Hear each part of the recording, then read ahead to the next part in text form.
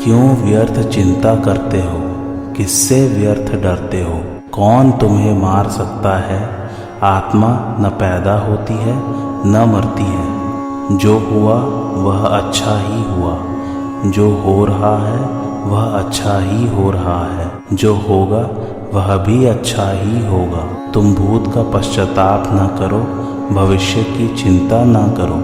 वर्तमान चल रहा है, वर्तमान में रहकर जीवन जीना ही सार्थक है। तुम्हारा क्या गया जो तुम रोते हो। तुम क्या लेकर आए थे जिसके खो जाने का तुम पश्चाताप करते हो। तुमने क्या पैदा किया था जिसका नाश हो गया। तुम कुछ भी लेकर नहीं आए, जो कुछ भी लिया यहीं से लिया, जो कुछ दिया यहीं पर दिया। खाली हाथ आए, खाली हाथ ही चले। जय श्री कृष्ण मेरे सभी प्यारे कथा श्रोताओं को। मेरा नाम है नमित अग्रवाल और स्वागत है आपका मेरे चैनल कथावाचक में। 5वां अध्याय चल रहा है भगवत गीता का। आइए आज की कथा आरंभ करते हैं। जब भगवान किसी के कर्तृत्व, कर्म और कर्मफल संयोग की रचना नहीं करते तो फिर वे किसी के कर्मों के फल भागी कैसे हो सकते हैं। इस बात को आगे के श्लोक में स्पष्ट करते हैं। नातते कस्यचित् पापम न चैव सुकृतम विभु अज्ञानेनावृतम ज्ञानम तेन मुहायन्ति जन्तवः। अर्थात सर्वव्यापी परमात्मा न किसी के पाप कर्म को और न शुभ कर्म को ही ग्रहण करता है, किंतु अज्ञान से ज्ञान ढका हुआ है, उसी से सब जीव मोहित हो रहे हैं। भावार्थ, कर्म फल का भागी होना दो प्रकार से होता है। जो कर्म करता है वह भी कर्म फल का भागी होता है, और जो दूसरे से कर्म करवाता है वह भी कर्म फल का भागी होता है। परंतु परमात्मा न तो किसी के कर्म को करने वाला है और न कर्म करवाने वाला ही है, अतः वह किसी के भी कर्म का फल भागी नहीं हो सकता। सूर्य संपूर्ण जगत को प्रकाश देता है और उस प्रकाश के अंतर्गत मनुष्य पाप और पुण्य कर्म करते हैं, परंतु उन कर्मों से सूर्य का किंचित मात्र भी संबंध नहीं है। इसी प्रकार परमात्म तत्व से प्रकृति सत्ता पाती है, अर्थात संपूर्ण संसार सत्ता पाता है। उसी की सत्ता पाकर प्रकृति और उसका कार्य संसार शरीर आदि क्रियाएं करते हैं। उन शरीर आदि से होने वाले पाप पुण्यों का परमात्म तत्व से किंचित मात्र भी संबंध नहीं है, कारण कि भगवान ने मनुष्य मात्र को स्वतंत्रता दे रखी है। अतः मनुष्य उन कर्मों का फल भागी अपने को भी मान सकता है और भगवान को भी मान सकता है, अर्थात संपूर्ण कर्मों और कर्म फलों को भगवान के अर्पण भी कर सकता है। जो भगवान की दी हुई स्वतंत्रता का दुरुपयोग करके कर्मों का कर्ता और भोक्ता अपने को मान लेता है, वह बंधन में पड़ जाता है। उसके कर्म और कर्म फल को भगवान ग्रहण नहीं करते, परंतु जो मनुष्य उस स्वतंत्रता का सदुपयोग करके कर्म और कर्म फल भगवान के अर्पण करता है वह मुक्त हो जाता है। उसके कर्म और कर्म फल को भगवान ग्रहण करते हैं।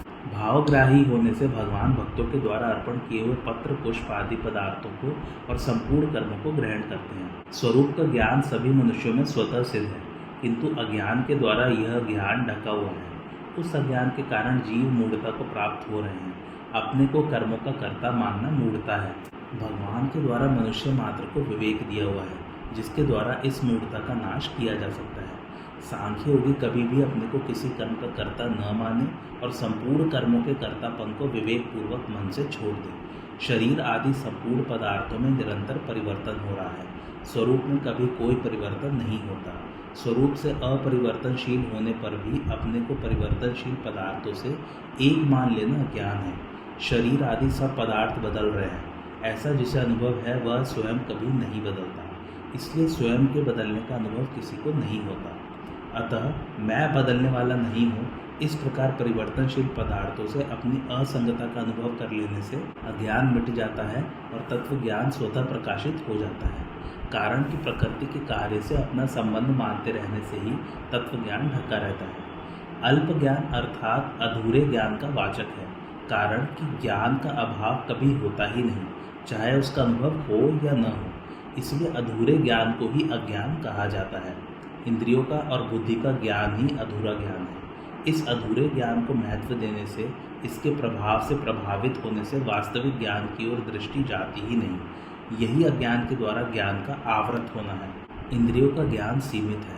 इंद्रियों के ज्ञान की अपेक्षा बुद्धि का ज्ञान असीम है, परंतु बुद्धि का ज्ञान मन और इंद्रियों के ज्ञान को ही प्रकाशित करता है, अर्थात बुद्धि अपने विषय पदार्थों को ही प्रकाशित करती है। बुद्धि जिस प्रकृति का कार्य है और जिस बुद्धि का कारण प्रकृति है, उस प्रकृति को बुद्धि प्रकाशित नहीं करती। बुद्धि जब प्रकृति को भी प्रकाशित नहीं कर सकती, तब प्रकृति से अतीत जो चेतन तत्व है उसे कैसे प्रकाशित कर सकती है। इसलिए बुद्धि का ज्ञान अधूरा ज्ञान है। भगवान ने मनुष्यों की ताड़ना की है कि जो मनुष्य अपने विवेक को महत्व नहीं देते, वे वास्तव में जंतु अर्थात पशु ही है। आहार, निद्रा, भय ये मनुष्य और पशुओं में समान ही है। मनुष्यों में विशेषता यही है कि उनमें विवेक रहता है। विवेक से शून्य मनुष्य तो पशु के समान है, क्योंकि उनके और पशुओं के ज्ञान में कोई अंतर नहीं है। आकृति मात्र से कोई मनुष्य नहीं होता। मनुष्य वही है जो अपने विवेक को महत्व देता है। इंद्रियों के द्वारा भोग तो पशु भी भोगते हैं, पर उन भोगों को भोगना मनुष्य जीवन का लक्ष्य नहीं है। मनुष्य जीवन का लक्ष्य सुख दुख से रहित तत्व को प्राप्त करना है। जिनको अपने कर्तव्य और अकर्तव्य का ठीक ठीक ज्ञान है, वे मनुष्य साधक कहलाने योग्य हैं। अपने को कर्मों का कर्ता मान लेना तथा कर्म फल में हेतु बनकर सुखी दुखी होना ही अज्ञान से मोहित होना है। पाप पुण्य हमें करने पड़ते हैं, इनसे हम कैसे छूट सकते हैं। सुखी दुखी होना हमारे कर्मों का फल है, इनसे हम अतीत कैसे हो सकते हैं। इस प्रकार की धारणा बना लेना ही अज्ञान से मोहित होना है। जीव स्वरूप से अकर्ता तथा सुख दुख से रहित है। केवल अपनी मूर्खता के कारण वह कर्ता बन जाता है और कर्म फल के साथ संबंध जोड़कर सुखी दुखी होता है। जैसे अंधकार में सूर्य को ढकने की सामर्थ्य नहीं है, ऐसे ही अज्ञान में ज्ञान को ढकने की सामर्थ्य नहीं है।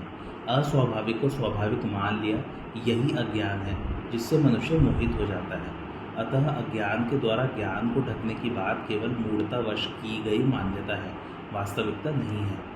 मनुष्य चाहे तो अपने विवेक को महत्व देकर इस मूढ़ता को मिटा सकता है। वास्तव में ज्ञान नहीं ढकता, प्रत्युत बुद्धि ही ढकती है। अज्ञान अभाव रूप है, उसकी सत्ता नहीं है। जिसका अभाव है उससे आवरण नहीं हो सकता। अतः उल्टा ज्ञान अर्थात अस्वाभाविकता में स्वाभाविकता का आरोप ही अज्ञान है। अनित्य में नित्य, अपवित्र में पवित्र, दुख में सुख और अनात्मा में आत्मभाव की अनुभूति अविद्या है। अगर अस्वाभाविकता मिटकर स्वाभाविकता हो जाए तो सर्वव्यापी परमात्मा के साथ एकता का अनुभव हो जाएगा। व्यक्तित्व ही पाप पुण्य को, सुकृत दुष्कृत को ग्रहण करता है। अतः सर्वव्यापी परमात्मा के साथ एकता का अनुभव होने पर अर्थात व्यक्तित्व मिटने पर फिर पाप पुण्य का ग्रहण नहीं होता। अज्ञान अर्थात उल्टे ज्ञान के कारण मनुष्य जंतु हो जाता है। इसी तरह जड़ से संबंध मानने के कारण जीव जड़ हो जाता है। जो हमसे घुला मिला हुआ है उस परमात्मा को तो अपने से अलग मान लिया, और जो हमसे अलग है उस शरीर को अपने से घुला मिला मान लिया, यह अज्ञान है। पूर्व श्लोक में भगवान ने बताया कि अज्ञान के द्वारा ज्ञान ढका जाने के कारण सब जीव मोहित हो रहे हैं। अपने विवेक के द्वारा उस अज्ञान का नाश कर देने पर जिस ज्ञान का उदय होता है उसकी महिमा आगे के श्लोक में कहते हैं। ज्ञानेन तु तद्ज्ञानम येषाम नाशित मात्मनः तेषामादित्य वज्ञानम प्रकाशयति तत्परम। अर्थात परंतु जिन्होंने अपने जिस ज्ञान के द्वारा उस अज्ञान का नाश कर दिया है, उनका वह ज्ञान सूर्य की तरह परम तत्व परमात्मा को प्रकाशित कर देता है। भावार्थ, अपनी सत्ता को और शरीर को अलग अलग मानना ज्ञान है और एक मानना अज्ञान है। उत्पत्ति विनाशशील संसार के किसी अंश में तो हमने अपने को रख लिया अर्थात मैंपन कर लिया, और किसी अंश को अपने में रख लिया अर्थात मेरापन कर लिया। अपनी सत्ता का तो निरंतर अनुभव होता है और मैं मेरापन बदलता हुआ प्रत्यक्ष दिखता है। जैसे पहले मैं बालक था और खिलौने आदि मेरे थे, अब मैं युवा या वृद्ध हूँ और स्त्री पुत्र धन मकान आदि मेरे हैं। इस प्रकार मैं मेरेपन के परिवर्तन का ज्ञान हमें है, पर अपनी सत्ता के परिवर्तन का ज्ञान हमें नहीं है। यह ज्ञान अर्थात विवेक है। मैं मेरेपन को जड़ के साथ न मिलाकर साधक अपने विवेक को महत्व दे कि मैं मेरापन जिससे मिलाता हूँ वह सब बदलता है, परंतु मैं मेरा कहलाने वाला मैं वही रहता हूँ। जड़ का बदलना और अभाव तो समझ में आता है, पर स्वयं का बदलना और अभाव किसी की समझ में नहीं आता, क्योंकि स्वयं में किंचित भी परिवर्तन और अभाव कभी होता ही नहीं। इस विवेक के द्वारा मैं मेरेपन का त्याग कर दे कि शरीर मैं नहीं और बदलने वाली वस्तु मेरी नहीं। यही विवेक के द्वारा अज्ञान का नाश करना है। परिवर्तनशील के साथ अपरिवर्तनशील का संबंध अज्ञान से अर्थात विवेक को महत्व न देने से है। जिसने विवेक को जागृत करके परिवर्तनशील मैं मेरेपन के संबंध का विच्छेद कर दिया है, उसका वह विवेक सच्चिदानंद घन परमात्मा को प्रकाशित कर देता है अर्थात अनुभव करा देता है। विवेक के सर्वथा जागृत होने पर परिवर्तनशील की निवृत्ति हो जाती है। परिवर्तनशील की निवृत्ति होने पर अपने स्वरूप का स्वच्छ बोध हो जाता है। जिसके होते ही सर्वत्र परिपूर्ण परमात्म तत्व प्रकाशित हो जाता है, अर्थात उसके साथ अभिन्नता का अनुभव हो जाता है। सूर्य का उदय होने पर नई वस्तु का निर्माण नहीं होता, प्रत्युत अंधकार से ढके जाने के कारण जो वस्तु दिखाई नहीं दे रही थी वह दिखने लग जाती है। इसी प्रकार परमात्म तत्व स्वतः सिद्ध है, पर अज्ञान के कारण उसका अनुभव नहीं हो रहा था। विवेक के द्वारा अज्ञान मिटते ही उस स्वतः सिद्ध परमात्म तत्व का अनुभव होने लग जाता है। अज्ञान का नाश विवेक से ही होता है, उद्योग से नहीं, कारण कि अज्ञान का नाश क्रिया साध्य परिश्रम साध्य नहीं है। परिश्रम करने से शरीर के साथ संबंध बना रहता है, क्योंकि शरीर से संबंध जोड़े बिना परिश्रम नहीं होता। दूसरी बात, अज्ञान को हटाने का उद्योग करने से अज्ञान दृढ़ होता है, क्योंकि उसकी सत्ता मानकर ही उसको हटाने का उद्योग करते हैं। अस्वाभाविकता में स्वाभाविकता की विपरीत भावना अपने में ही है, अतः विवेक का आदर करने से उसका निराकरण हो जाता है। जिस स्थिति में सर्वत्र परिपूर्ण परमात्म तत्व का अनुभव हो जाता है, उस स्थिति की प्राप्ति के लिए आगे के श्लोक में साधन बताते हैं। तद बुद्धयस्तदात्मांस्तनिष्ठास्तत्परायणाः गच्छन्त्य पुनरावृत्तिम ज्ञान निर्धूत कल्मषाः। अर्थात जिनका मन तदाकार हो रहा है, जिनकी बुद्धि तदाकार हो रही है, जिनकी स्थिति परमात्म तत्व में है, ऐसे परमात्म परायण साधक ज्ञान के द्वारा पाप रहित होकर अपुनरावृत्ति अर्थात परम गति को प्राप्त होते हैं। भावार्थ, परमात्म तत्व का अनुभव करने के लिए दो प्रकार के साधन हैं। एक तो विवेक के द्वारा असत का त्याग करने पर सत में स्वरूप स्थिति स्वतः हो जाती है, और दूसरा सत का चिंतन करते करते सत की प्राप्ति हो जाती है। चिंतन से सत की ही प्राप्ति होती है, असत की प्राप्ति कर्मों से होती है, चिंतन से नहीं। उत्पत्ति विनाशील वस्तु कर्म से मिलती है और नित्य परिपूर्ण तत्व चिंतन से मिलता है। चिंतन से परमात्मा कैसे प्राप्त होते हैं, इसकी विधि इस श्लोक में बताते हैं। निश्चय करने वाली वृत्ति का नाम बुद्धि है। साधक पहले बुद्धि से यह निश्चय करे कि सर्वत्र एक परमात्म तत्व ही परिपूर्ण है। संसार के उत्पन्न होने से पहले भी परमात्मा थे और संसार के नष्ट होने के बाद भी परमात्मा रहेंगे। बीच में भी संसार का जो प्रवाह चल रहा है उसमें भी परमात्मा वैसे के वैसे ही है। यहाँ आत्मा शब्द मन का वाचक है। जब बुद्धि में एक परमात्म तत्व का निश्चय हो जाता है तब मन से स्वतः स्वाभाविक परमात्मा का ही चिंतन होने लगता है। सब क्रियाएं करते समय यह चिंतन अखंड रहता है कि सत्ता रूप से सब जगह एक परमात्म तत्व ही परिपूर्ण है। चिंतन में संसार की सत्ता आती ही नहीं। जब साधक के मन और बुद्धि परमात्मा में लग जाते हैं तब वह हर समय परमात्मा में अपनी स्वतः स्वाभाविक स्थिति का अनुभव करता है। जब तक मन बुद्धि परमात्मा में नहीं लगते, अर्थात मन से परमात्मा का चिंतन और बुद्धि से परमात्मा का निश्चय नहीं होता, तब तक परमात्मा में अपनी स्वाभाविक स्थिति होते हुए भी उसका अनुभव नहीं होता। परमात्मा से अलग अपनी सत्ता न रहना ही परमात्मा के परायण होना है। परमात्मा में अपनी स्थिति का अनुभव करने से अपनी सत्ता परमात्मा की सत्ता में लीन हो जाती है और स्वयं परमात्मा स्वरूप हो जाता है। जब तक साधक और साधन की एकता नहीं होती तब तक साधन छूटता रहता है, अखंड नहीं रहता। जब साधकपन अर्थात अहंभाव मिट जाता है तब साधन साध्य रूप ही हो जाता है, क्योंकि वास्तव में साधन और साध्य दोनों में नित्य एकता है। ज्ञान अर्थात सत असत के विवेक की वास्तविक जागृति होने पर असत की सर्वथा निवृत्ति हो जाती है। असत के संबंध से ही पाप पुण्य रूप कल्मश होता है, जिनसे मनुष्य बंधता है। असत से सर्वथा संबंध विच्छेद होने पर पाप पुण्य मिट जाते हैं।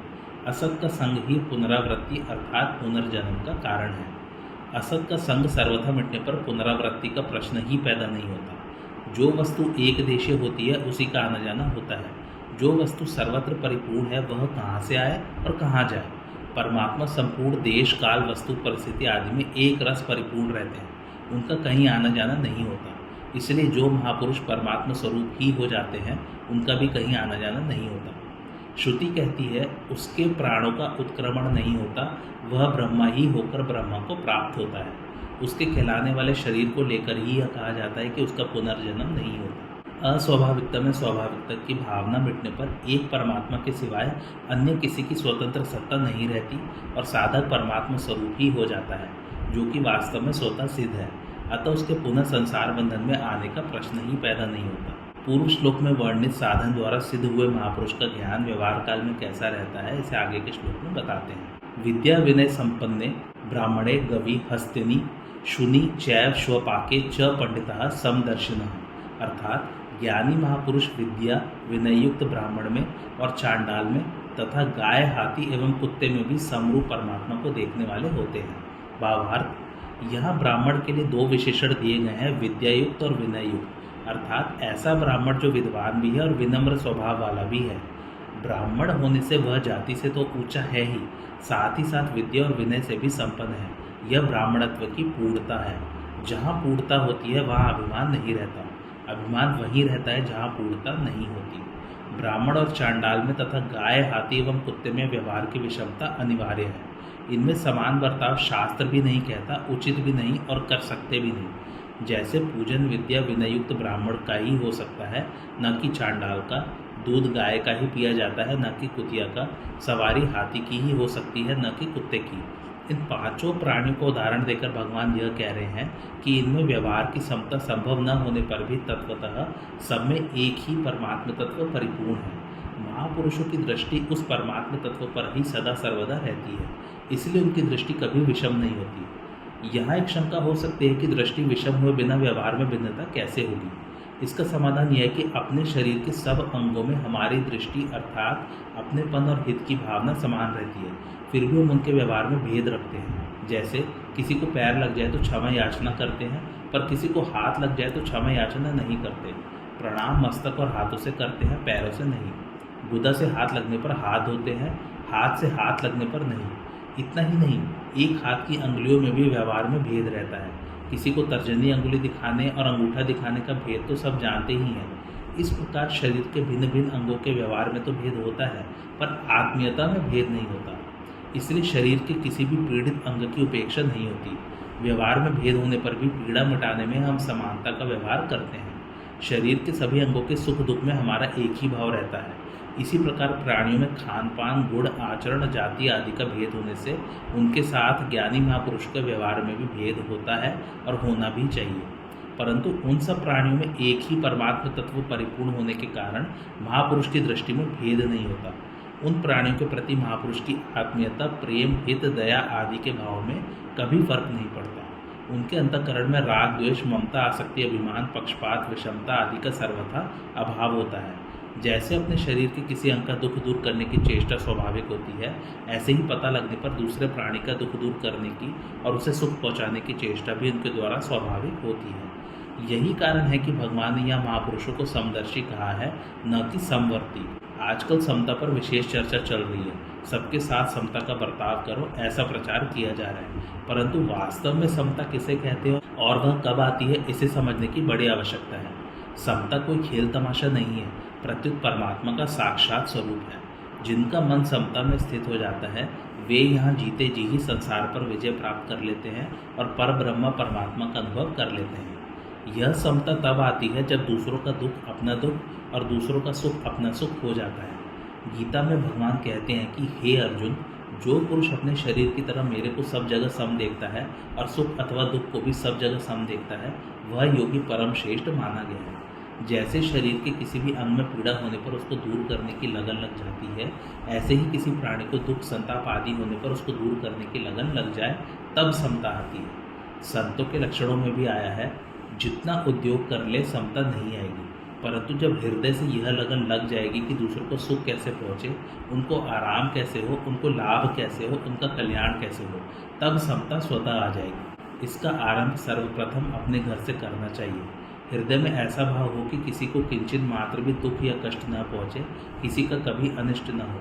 चाहे मैं कितना ही कष्ट पाऊँ, पर मेरे माता पिता, स्त्री पुत्र, भाई भौजाई आदि को सुख होना चाहिए। घर वालों को सुख पहुँचाने से अपने हृदय में शांति आएगी ही। जहाँ अपने घर का भी संबंध नहीं है, वहाँ सुख पहुँचाएंगे तो विशेष आनंद की लहरें आने लग जाएंगी। परंतु ममता पूर्वक सुख पहुँचाने से हमारी उन्नति नहीं होगी। जहाँ हमारी ममता न हो वहाँ सुख पहुँचाए, अथवा जहाँ हम ममता पूर्वक सुख पहुँचाते हैं वहाँ से अपनी ममता हटा लें, दोनों का परिणाम एक ही होगा। चित्रकूट में लक्ष्मण जी भगवान राम और सीता की सेवा कैसे करते हैं, यह बताते हुए गोस्वामी तुलसीदास जी कहते हैं, लक्ष्मण जी भगवान राम और सीता जी की वैसे ही सेवा करते हैं जैसे अज्ञानी मनुष्य अपने शरीर की सेवा करता है। अपने शरीर की सेवा करना, उसे सुख पहुँचाना समझदारी नहीं है। अपने शरीर की सेवा तो पशु भी करते हैं। जैसे बंदरी की अपने बच्चे पर इतनी ममता रहती है कि उसके मरने के बाद भी वह उसके शरीर को पकड़े हुए चलती है, छोड़ती नहीं। परंतु जब कोई वस्तु खाने के लिए मिल जाती है तब वह स्वयं तो खा लेती है पर बच्चे को नहीं खाने देती। बच्चा खाने की चेष्टा करता है तो उसे ऐसी घुड़की मारती है कि वह चींची करते भाग जाता है। अतः ममता के रहते हुए समता का आना असंभव है। जिससे हमें कुछ लेना नहीं है, जिससे हमारा कोई स्वार्थ नहीं है, ऐसे व्यक्ति के साथ भी हम प्रेम पूर्वक अच्छा से अच्छा बर्ताव करें जिससे उसका हित हो। कोई व्यक्ति मार्ग में भटक गया है, उसे मार्ग का पता नहीं है और वह हमसे पूछता है, हम उसे बड़ी प्रसन्नता से मार्ग बताएं अथवा कुछ दूर तक उसके साथ चले तो हमें हृदय में प्रत्यक्ष सुख का, शांति का अनुभव होगा। परंतु यदि हम जानते हुए भी उसे मार्ग नहीं बताएंगे तो हमारे हृदय में सुख नहीं होगा। यह अनुभव की बात है, कोई करके देख ले। किसी को प्यास लगी है तो उसे बता दे कि भाई इधर आओ, इधर ठंडा जल है। फिर हम अपना हृदय देखें, हमारे हृदय में प्रसन्नता आएगी, सुख आएगा। यह सुख हमारा कल्याण करने वाला है। दूसरा दुख पाया पर मैं सुख ले लूँ, यह सुख पतन करने वाला है। इससे न तो व्यवहार में हमारी उन्नति होगी और न परमार्थ में। हम सत्संग का आयोजन करते हैं, उसमें आने वाले व्यक्तियों के बैठने की व्यवस्था करते हैं तो उनसे प्रेम पूर्वक कहे कि आइए यहाँ बैठिए। उन्हें वहाँ बैठाएं जहाँ से वे ठीक तरह से सुन सके, वे आराम से कैसे बैठ सके, ठीक तरह से कैसे सुन सके, ऐसा भाव रखकर उनसे बर्ताव करें। ऐसा करने से हमारे हृदय में प्रत्यक्ष शांति आएगी। पर वहीं हुक्म चलाएं कि क्या करते हो, इधर बैठो, इधर नहीं, तो बात वही होने पर भी हृदय में शांति नहीं आएगी। भीतर में जो अभिमान है वह दूसरों को चुभेगा, बुरा लगेगा। ऐसा बर्ताव करें और चाहे कि समता आ जाए तो वह कभी आएगी नहीं। सबके हित में जिसकी प्रीति हो गई है उन्हें भगवान प्राप्त हो जाते हैं, कारण कि भगवान प्राणी मात्र के परम सुहृद हैं। वे प्राणी मात्र का पालन पोषण करने वाले हैं। आस्तिक से आस्तिक हो अथवा नास्तिक से नास्तिक, दोनों के लिए भगवान का विधान बराबर है। एक व्यक्ति बड़ा आस्तिक है, भगवान को बहुत मानता है और उन्हें पाने के लिए साधन भजन करता है, और एक व्यक्ति ऐसा नास्तिक है कि संसार से भगवान का खाता उठा देना चाहता है। भगवान को मानने से और भगवान के कारण ही दुनिया दुख पा रही है। भगवान नाम की कोई चीज़ है ही नहीं, ऐसा उसके हृदय में भाव है और ऐसा ही प्रचार करता है। ऐसे नास्तिक से नास्तिक व्यक्ति की भी प्यास जल मिटाता है और यही जल आस्तिक से आस्तिक व्यक्ति की भी प्यास मिटाता है। जल में यह भेद नहीं है कि वह आस्तिक की प्यास ठीक तरह से शांत करे और नास्तिक की प्यास शांत न करे। वह समान रीति से सबकी प्यास मिटाता है। ऐसे ही सूर्य समान रीति से सबको प्रकाश देता है, हवा समान रीति से सबको श्वास लेने देती है, पृथ्वी समान रीति से सबको रहने का स्थान देती है। इस प्रकार भगवान की रची हुई प्रत्येक वस्तु सबको समान रीति से मिलती है। समता का अर्थ यह नहीं है कि समान रीति से सबके साथ रोटी बोटी का बर्ताव करें। व्यवहार में समता तो महान पतन करने वाली चीज़ है। समान बर्ताव यमराज का मौत का नाम है, क्योंकि उसके बर्ताव में विषमता नहीं होती। चाहे महात्मा हो, चाहे गृहस्थ हो, चाहे साधु हो, चाहे पशु हो, चाहे देवता हो, मौत सबकी बराबर होती है। इसलिए यमराज को समवर्ती कहा गया है, अर्थात समान बर्ताव करने वाला। अतः जो समान बर्ताव करते हैं वे भी यमराज हैं। पशुओं में भी समान बर्ताव पाया जाता है। कुत्ता ब्राह्मण की रसोई में जाता है तो पैर धोकर नहीं जाता। ब्राह्मण की रसोई हो अथवा हरिजन की, वह तो जैसा है वैसा ही चला जाता है, क्योंकि यह उसकी समता है। पर मनुष्य के लिए यह समता नहीं है, प्रत्युत महान पशुता है। समता तो यह है कि दूसरे का दुख कैसे मिटे, दूसरे को सुख कैसे हो, आराम कैसे हो। ऐसी समता रखते हुए बर्ताव में पवित्रता, निर्मलता रखनी चाहिए। बर्ताव में पवित्रता रखने से अंतःकरण पवित्र निर्मल होता है, परंतु बर्ताव में अपवित्रता रखने से खान पान आदि एक करने से अंतःकरण में अपवित्रता आती है, जिससे अशांति बढ़ती है। केवल बाहर का बर्ताव समान रखना शास्त्र और समाज की मर्यादा के विरुद्ध है। इससे समाज में संघर्ष पैदा होता है। वर्णों में ब्राह्मण ऊंचे हैं और शूद्र नीचे हैं, ऐसा शास्त्रों का सिद्धांत नहीं है। ब्राह्मण उपदेश के द्वारा, क्षत्रिय रक्षा के द्वारा, वैश्य धन संपत्ति आवश्यक वस्तुओं के द्वारा, शूद्र शरीर से परिश्रम करके सभी वर्णों की सेवा करें। इसका अर्थ यह नहीं है कि दूसरे अपने कर्तव्य पालन में परिश्रम न करें, प्रत्युत अपने कर्तव्य पालन में समान रीति से सभी परिश्रम करें। जिसके पास जिस प्रकार की शक्ति, विद्या, वस्तुकला आदि है, उसके द्वारा चारों वर्णों की सेवा करें, उनके कार्यों में सहायक बने, परंतु चारों वर्णों की सेवा करने में भेदभाव न रखें। आजकल वर्ण आश्रम को मिटाकर पार्टीबाजी हो रही है। आज वर्ण आश्रम में इतनी लड़ाई नहीं है जितनी लड़ाई पार्टीबाजी में हो रही है। यह प्रत्यक्ष बात है। पहले लोग चारों वर्णों और आश्रमों की मर्यादा में चलते थे और सुख शांतिपूर्वक रहते थे। आज वर्ण आश्रम की मर्यादा को मिटाकर अनेक पार्टियां बनाई जा रही है, जिससे संघर्ष को बढ़ावा मिल रहा है। गांव में सब लोगों को पानी मिलना कठिन हो रहा है। जिनके अधिकार में कुआं है वे कहते हैं कि तुमने उस पार्टी को वोट दिया है, इसलिए तुम यहाँ से पानी नहीं भर सकते। माँ बाप और बेटा तीनों अलग अलग पार्टियों को वोट देते और घर में लड़ते हैं। भीतर में वैर बांध लिया कि तुम उस पार्टी के और हम इस पार्टी के।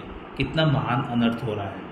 यदि समता लानी हो तो दूसरा व्यक्ति किसी भी वर्ण, आश्रम, धर्म, संप्रदाय, मत आदि क्यों न हो, उसे सुख देना है, उसका दुख दूर करना है और उसका वास्तविक हित करना है। उनमें यह भेद हो सकता है कि आप राम राम कहते हैं, हम कृष्ण कृष्ण कहेंगे, आप वैष्णव हैं, हम शैव हैं, आप मुसलमान हैं, हम हिंदू हैं इत्यादि, परंतु इससे कोई बाधा नहीं आती है। बाधा तब आती है जब यह भाव रहता है कि वे हमारी पार्टी के नहीं हैं, इसलिए उनको चाहे दुख होता रहे पर हमें और हमारी पार्टी वालों को सुख हो जाए। यह भाव महान पतन करने वाला है। इसलिए कभी किसी वर्ण आदि के मनुष्यों को कष्ट हो तो उनके हित की चिंता समान रीति से होनी चाहिए और उन्हें सुख हो तो उससे प्रसन्नता समान रीति से होनी चाहिए। जैसे ब्राह्मणों और हरिजनों में संघर्ष हुआ, उसमें हरिजनों की हार और ब्राह्मणों की जीत होने पर हमारे मन में प्रसन्नता हो, अथवा ब्राह्मणों की हार और हरिजनों की जीत होने पर हमारे मन में दुख हो, तो यह विषमता है जो बहुत हानिकारक है। ब्राह्मणों और हरिजनों दोनों के प्रति ही हमारे मन में हित की समान भावना होनी चाहिए। किसी का भी अहित हमें सहन न हो, किसी का भी दुख हमें समान रीति से खटकना चाहिए। यदि ब्राह्मण दुखी है तो उसे सुख पहुँचाए और यदि हरिजन दुखी है तो उसे सुख न पहुँचाए, ऐसा पक्षपात नहीं होना चाहिए। प्रत्युत हरिजन को सुख पहुँचाने की विशेष चेष्टा होनी चाहिए। हरिजनों को सुख पहुँचाने की चेष्टा करते हुए भी ब्राह्मणों के दुख की उपेक्षा नहीं होनी चाहिए। इस प्रकार किसी भी वर्ण, आश्रम, धर्म, संप्रदाय आदि को लेकर पक्षपात नहीं होना चाहिए। सभी के प्रति समान रीति से हित का बर्ताव होना चाहिए। यदि कोई निम्न वर्ग है और उसे हम ऊंचा उठाना चाहते हों तो उस वर्ग के लोगों के भाव और आचरणों को शुद्ध और श्रेष्ठ बनाना चाहिए। उनके पास वस्तुओं की कमी हो तो उसकी पूर्ति करनी चाहिए, उनकी सहायता करनी चाहिए, परंतु उन्हें उकसाकर उनके हृदयों में दूसरे वर्ग के प्रति ईर्ष्या और द्वेष के भाव भर देना अत्यंत ही अहितकर, घातक है तथा लोक परलोक में पतन करने वाला है। कारण कि ईर्ष्या, द्वेष, अभिमान आदि मनुष्य का महान पतन करने वाले हैं। यदि ऐसे भाव ब्राह्मणों में है तो उनका भी पतन होगा और हरिजनों में है तो उनका भी पतन होगा। उत्थान तो सद्भावों, सद्गुणों, सदाचारों से ही होता है। भोजन, वस्त्र, मकान आदि निर्वाह की वस्तुओं की जिनके पास कमी है उन्हें ये वस्तुएं विशेषता से देनी चाहिए, चाहे वे किसी भी वर्ण, आश्रम, धर्म, संप्रदाय आदि के क्यों न हो। सबका जीवन यापन सुखपूर्वक होना चाहिए, सभी सुखी हो, सभी निरोग हो, सभी का हित हो, कभी किसी को किंचित मात्र भी दुख न हो। ऐसा भाव रखते हुए यथा योग्य बर्ताव करना ही समता है जो संपूर्ण मनुष्य के लिए हितकर है। ब्राह्मण, चांडाल, गाय, हाथी और कुत्ता ये सभी तो हरदम बदल रहे हैं और अभाव में जा रहे हैं, पर उनमें रहने वाला जो भाव रूप सत तत्व है वह कभी बदलता नहीं, प्रत्युत नित्य निरंतर जो का त्यों रहता है। ज्ञानी लोग उस सत्य तत्व को ही देखते हैं। जैसे चींटी रेत में मिली हुई चीनी के दानों को पकड़कर निकाल लेती है, ऐसे ही ज्ञानियों की विवेकवती सूक्ष्म दृष्टि असत संसार में व्याप्त सत्य तत्व को पकड़ लेती है। तात्पर्य है कि ब्राह्मण हो या चांडाल, गाय हो या कुत्ता, हाथी हो या चींटी, विषम से विषम प्राणियों में भी उनकी दृष्टि सदा सम ही रहती है। व्यवहार विषम होते हुए भी उनकी दृष्टि कभी विषम नहीं होती। अब भगवान पूर्व श्लोक में वर्णित समता की विशेष महिमा कहते हैं। इहैव तैर्जितः सर्गो येषां साम्ये स्थितं मनः निर्दोषम ही समम ब्रह्म तस्माद् ब्रह्माणि ते स्थिता। अर्थात जिनका अंतःकरण समता में स्थित है उन्होंने इस जीवित अवस्था में ही संपूर्ण संसार को जीत लिया है, अर्थात वे जीवन मुक्त हो गए हैं। क्योंकि ब्रह्मा निर्दोष और सम है, इसलिए वे ब्रह्मा में ही स्थित हैं। भावार्थ, परमात्म तत्व अथवा स्वरूप में स्वाभाविक स्थिति का अनुभव होने पर जब मन बुद्धि में राग, द्वेष, कामना, विषमता आदि का सर्वथा अभाव हो जाता है, तब मन बुद्धि में स्वतः स्वाभाविक समता आ जाती है, लानी नहीं पड़ती। बाहर से देखने पर महापुरुष और साधारण पुरुष में खाना पीना, चलना फिरना आदि व्यवहार एक सा ही दिखता है, पर महापुरुषों के अंतःकरण में निरंतर समता, निर्दोषता, शांति आदि रहती है और साधारण पुरुषों के अंतःकरण में विषमता, दोष, अशांति आदि रहती है।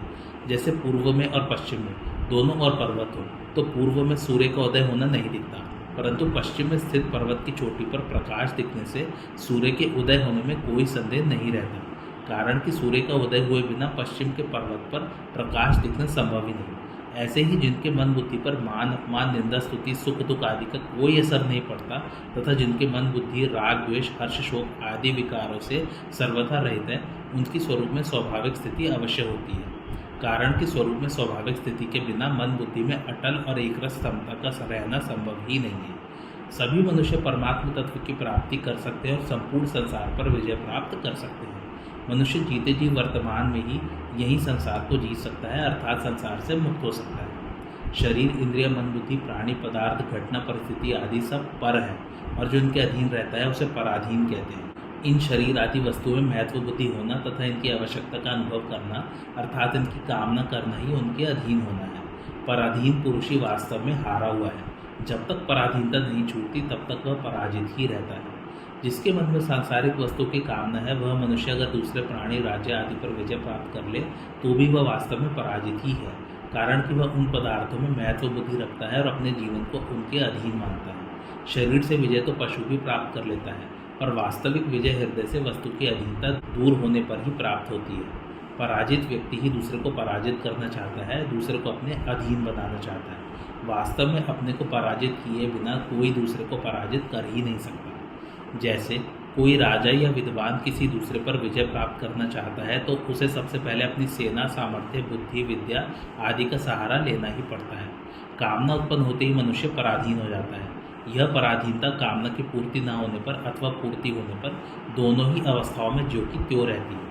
कामना की पूर्ति न होने पर मनुष्य वस्तु के अभाव के कारण पराधीनता का अनुभव करता है और कामना की पूर्ति होने पर अर्थात वस्तु के मिलने पर वह उस वस्तु के पराधीन हो जाता है, क्योंकि उत्पत्ति विनाशील वस्तु मात्र पर है।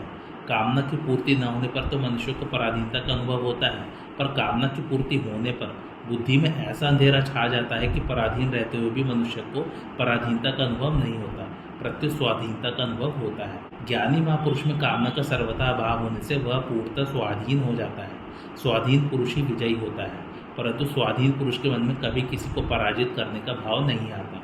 वह संसार की किंचित मात्र भी आवश्यकता का अनुभव नहीं करता, प्रत्युत संसार ही उसकी आवश्यकता का अनुभव करता है। जिसने संसार को जीत लिया है ऐसे समदर्शी महापुरुष को संसार का बड़ा से बड़ा सुख भी आकृष्ट नहीं कर सकता और बड़ा से बड़ा दुख भी विचलित नहीं कर सकता। उसके मन में संसार के किसी भी प्राणी, पदार्थ, परिस्थिति आदि की किंचित मात्र भी कामना, वासना, स्पृहा, तृष्णा आदि नहीं रहती। यद्यपि उसे अनुकूलता प्रतिकूलता का ज्ञान होता है तथा उसके अनुसार यथोचित चेष्टा भी होती है, तथापि अनुकूलता प्रतिकूलता का उसके अंतःकरण पर कोई असर नहीं पड़ता। परमात्म तत्व में दोष, विकार या विषमता है ही नहीं। जितने भी दोष या विषमताएँ आती हैं वे सब प्रकृति से राग पूर्वक संबंध मानने से ही आती हैं। परमात्म तत्व प्रकृति के संबंध से सर्वथा निर्लिप्त है, इसलिए उसमें किंचित मात्र भी दोष या विषमता नहीं है। परमात्म तत्व निर्दोष और सम है, इसलिए जिन महापुरुषों का अंतःकरण निर्दोष और सम हो गया है वे परमात्म तत्व में ही स्थित हैं। असत के संग से ही संपूर्ण दोषों और विषमताओं की उत्पत्ति होती है। संसार असत है। असत उसे कहते हैं जो प्रतिक्षण परिवर्तनशील है और मूल में जिसकी स्वतंत्र सत्ता नहीं है। असत से संबंध रहते हुए दोषों और विषमताओं से बचना असंभव है। महापुरुषों के अंतःकरण में असत का महत्व न रहने से उन पर असत का कोई प्रभाव नहीं पड़ता। असत का कोई प्रभाव न पड़ने से उसका अंतःकरण निर्दोष और सम हो जाता है। निर्दोष और सम होने से उनके परमात्मा तत्व में स्वतः स्वाभाविक स्थिति हो जाती है, जो कि पहले से ही है। जैसे जहाँ धुआं है वहाँ अग्नि अवश्य है, क्योंकि अग्नि के बिना धुआं संभव ही नहीं। ऐसे ही जिनके अंतःकरण में समता है वे अवश्य ही परमात्मा तत्व में स्थित है, क्योंकि परमात्मा तत्व में स्थिति हुए बिना पूर्ण समता आनी संभव ही नहीं। अपनी स्थिति परमात्मा तत्व में अथवा समता में होने के कारण ही अंतःकरण में समता आती है। इसलिए अंतःकरण में समता आने पर ही उन महापुरुषों की यह पहचान होती है कि वे परमात्मा तत्व में अथवा समता में स्थित हैं। इसी समता को गीता ने योग कहा है और इसकी प्राप्ति को ही गीता मनुष्य जन्म की पूर्णता मानती है। मुक्ति चाहे ब्राह्मण की हो अथवा चांडाल की, दोनों को एक ही तत्व की प्राप्ति होती है। भेद केवल शरीरों को लेकर है जो उपादेय है, तत्व को लेकर कोई भेद नहीं है। पहले जितने संकादिक महात्मा हुए हैं उनको जो तत्व प्राप्त हुआ है वही तत्व आज भी प्राप्त होता है। यहाँ आए मन शब्द को बुद्धि का वाचक समझना चाहिए, क्योंकि समता में मन स्थित नहीं होता, प्रत्युत बुद्धि ही स्थित होती है। मन ध्यान में स्थित होता है। यह प्रकरण भी स्थिर बुद्धि का है।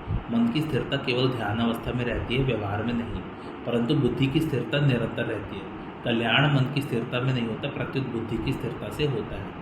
मन की स्थिरता से सिद्धियाँ पैदा होती हैं, अतः मन की स्थिरता इतनी ऊंची नहीं है जितनी बुद्धि की स्थिरता।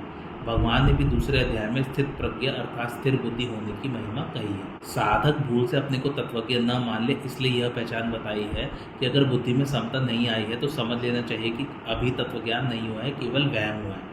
बुद्धि की समता का स्वरूप है राग, द्वेष, हर्ष, शोक आदि न होना। तत्व प्राप्ति होने पर बुद्धि में निरंतर समता रहती है। इस समता से बुद्धि का कभी व्युत्थान अथवा वियोग नहीं होता। जिनकी बुद्धि समता में स्थित है उनमें राग द्वेष नहीं रहते। उनकी यह समबुद्धि स्वतः अटल बनी रहती है। कि सब कुछ एक परमात्मा ही है। जब एक परमात्मा तत्व के सिवाय दूसरा कुछ है ही नहीं तो फिर कौन द्वेष करे और किससे करे। जब एक ही सत्ता अटल अनुभव में आ जाती है तब कोई कामना नहीं रहती और अशांति भी नहीं रहती। पूर्व श्लोक में जिस स्थिति का वर्णन हुआ है उसकी प्राप्ति का साधन तथा सिद्ध के लक्षणों का वर्णन आगे के श्लोक में करते हैं। न प्रहर्ष्यति प्रियम प्राप्य नोद्विजेत प्राप्य चाप्रियम स्थिर बुद्धिर समूढ़ो ब्रह्मविद ब्रह्मांडे स्थित। अर्थात जो प्रिय को प्राप्त होकर हर्षित न हो और अप्रिय को प्राप्त होकर उद्विग्न न हो वह स्थिर बुद्धि वाला मूढ़ता रहित ज्ञानी तथा ब्रह्म को जानने वाला मनुष्य ब्रह्म में स्थित है। भावार्थ शरीर इंद्रिय मन बुद्धि सिद्धांत संप्रदाय शास्त्र आदि के अनुकूल प्राणी पदार्थ घटना परिस्थिति आदि की प्राप्ति होना ही प्रिय को प्राप्त होना है। शरीर इंद्रिय मन बुद्धि सिद्धांत संप्रदाय शास्त्र आदि के प्रतिकूल प्राणी पदार्थ घटना परिस्थिति आदि की प्राप्ति होना ही अप्रिय को प्राप्त होना है। प्रिय और अप्रिय को प्राप्त होने पर भी साधक के अंतःकरण में हर्ष और शोक नहीं होने चाहिए। यहाँ प्रिय और अप्रिय की प्राप्ति का यह अर्थ नहीं है कि साधक के हृदय में अनुकूल या प्रतिकूल प्राणी पदार्थों के प्रति राग या द्वेष है। प्रत्युत यहाँ उन प्राणी पदार्थों की प्राप्ति के ज्ञान को ही प्रिय और अप्रिय की प्राप्ति कहा गया है। प्रिय या अप्रिय की प्राप्ति अथवा अप्राप्ति का ज्ञान होने में कोई दोष नहीं है। अंतःकरण में उनकी प्राप्ति अथवा अप्राप्ति का असर पड़ना अर्थात हर्ष शोक आदि विकार होना ही दोष है। प्रियता और अप्रियता का ज्ञान तो अंतःकरण में होता है पर हर्षित और उद्विग्न करता होता है। अहंकार से मोहित अंतःकरण वाला पुरुष प्रकृति के कारणों द्वारा होने वाली क्रियाओं को लेकर मैं करता हूँ ऐसा मान लेता है तथा हर्षित और उद्विग्न होता रहता है। परंतु जिसका मोह दूर हो गया है, जो तत्ववेत्ता है, वह गुण ही गुणों में बरत रहे हैं ऐसा जानकर अपने में वास्तविक अकर्तृत्व का अनुभव करता है। स्वरूप का हर्षित और उद्विग्न होना संभव ही नहीं है। स्वरूप का ज्ञान स्वयं के द्वारा ही स्वयं को होता है। इसमें ज्ञाता और ज्ञेय का भाव नहीं रहता। यह ज्ञान करण निरपेक्ष होता है अर्थात इसमें शरीर इंद्रिय मन बुद्धि आदि किसी करण की अपेक्षा नहीं होती। करणों से होने वाला ज्ञान स्थिर तथा संदेह रहित नहीं होता, इसलिए वह अल्प ज्ञान है। परंतु स्वयं का ज्ञान स्वयं को ही होने से उसमें कभी परिवर्तन या संदेह नहीं होता। जिस महापुरुष को ऐसे करण निरपेक्ष ज्ञान का अनुभव हो गया है उसकी कहे जाने वाली बुद्धि में यह ज्ञान इतनी दृढ़ता से उतर आता है कि उसमें कभी विकल्प संदेह विपरीत भावना असंभावना आदि होती ही नहीं। इसलिए उसे स्थिर बुद्धि कहा गया है। जो परमात्मा तत्व सदा सर्वत्र विद्यमान है उसका अनुभव न होना और जिसकी स्वतंत्र सत्ता नहीं है उस उत्पत्ति विनाशील संसार को सत्य मानना, ऐसी मूर्खता साधारण मनुष्य में रहती है। परमात्मा से अलग होकर परमात्मा का अनुभव नहीं होता। परमात्मा का अनुभव होने में अनुभविता, अनुभव और अनुभाव्य यह त्रिपुटी नहीं रहती। प्रत्युत त्रिपुटी रहित अनुभव मात्र रहता है अर्थात ज्ञान मात्र रहता है। वास्तव में ब्रह्म को जानने वाला कौन है यह बताया नहीं जा सकता, कारण कि ब्रह्म को जानने वाला ब्रह्म से अभिन्न हो जाता है। इसलिए वह अपने को ब्रह्मविद मानता ही नहीं अर्थात उसमें मैं ब्रह्म को जानता हूँ ऐसा अभिमान नहीं रहता। वास्तव में संपूर्ण प्राणी तत्व से नित्य निरंतर ब्रह्म में ही स्थित है, परंतु भूल से अपनी स्थिति शरीर इंद्रिय मन बुद्धि आदि में ही मानते रहने के कारण मनुष्य को ब्रह्म में अपनी स्वाभाविक स्थिति का अनुभव नहीं होता। जिसे ब्रह्म में अपनी स्वाभाविक स्थिति का अनुभव हो गया है ऐसे महापुरुष को प्रत्येक परिस्थिति में नित्य निरंतर ब्रह्म में अपनी स्वाभाविक स्थिति का अनुभव होता रहता है। यद्यपि एक वस्तु की दूसरी वस्तु में स्थिति होती है तथापि ब्रह्म में स्थिति इस प्रकार की नहीं है, कारण कि ब्रह्म का अनुभव होने पर सर्वत्र एक ब्रह्म ही ब्रह्म रह जाता है। उसमें स्थिति मानने वाला दूसरा कोई रहता ही नहीं। जब तक कोई ब्रह्म में अपनी स्थिति मानता है तब तक ब्रह्म की वास्तविक अनुभूति में कमी है, परिच्छिन्नता है। सुषुप्ति और मूर्छा में मनुष्य का शरीर से अज्ञान पूर्वक संबंध विच्छेद होता है अर्थात मन अविद्या में लीन होता है। अतः इन अवस्थाओं में मनुष्य को प्रिय और अप्रिय का शारीरिक पीड़ा आदि का ज्ञान ही नहीं होता, परंतु जीवन मुक्त महापुरुष का शरीर से ज्ञान पूर्वक संबंध विच्छेद होता है। इसलिए उसको प्रिय और अप्रिय का शरीर की पीड़ा आदि का ज्ञान तो होता है पर उनसे वह हर्षित उद्विग्न सुखी दुखी नहीं होता। उसकी शरीर इंद्रिय मन बुद्धि की परवशता मिट जाती है। ब्रह्म को जानना और उसमें स्थित होना दोनों एक ही है।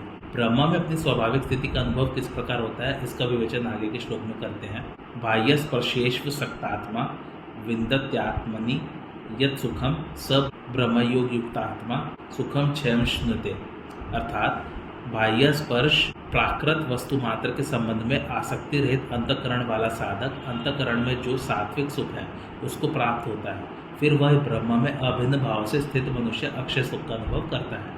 भावार्थ परमात्मा के अतिरिक्त शरीर इंद्रिय मन बुद्धि प्राण आदि में तथा शब्द स्पर्श आदि विषयों के संयोगजन्य सुख में जिसकी आसक्ति मिट गई है ऐसे साधक के लिए यहाँ ये पद प्रयुक्त हुए हैं। जिन साधकों की आसक्ति अभी मिटी नहीं है पर जिनका उद्देश्य आसक्ति को मिटाने का हो गया है उन साधकों को भी आसक्ति रहित मान लेना चाहिए, कारण कि उद्देश्य की दृढ़ता के कारण वे भी शीघ्र ही आसक्ति से छूट जाते हैं।